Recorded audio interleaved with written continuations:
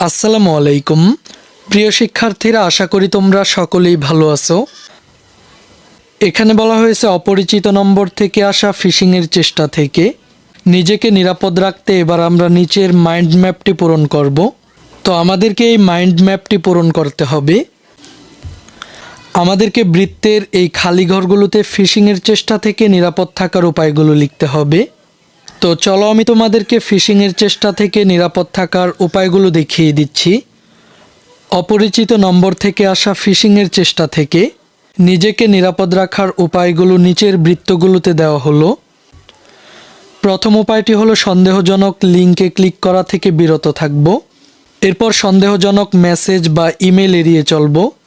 Log in details অন্য কারোর সঙ্গে শেয়ার করব না। মোবাইলে সন্দেহজনক মেসেজ বা ইমেল আসলে যাচাই করব। কিছুদিন পর পর পাসওয়ার্ড পরিবর্তন করে অ্যাকাউন্ট সুরক্ষিত রাখব। অ্যাকাউন্টের সংখ্যা এবং বর্ণের সংমিশ্রণে শক্তিশালী পাসওয়ার্ড তৈরি করব। এই ক্লাসে এই পর্যন্তই।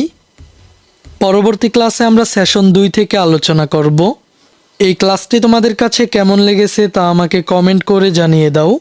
আর আমাদের চ্যানেলে নতুন হয়ে থাকলে চ্যানেলটিকে এখনই সাবস্ক্রাইব করে রাখো। আচ্ছা, ঠিক আছে। Bye bye tata goodbye गया।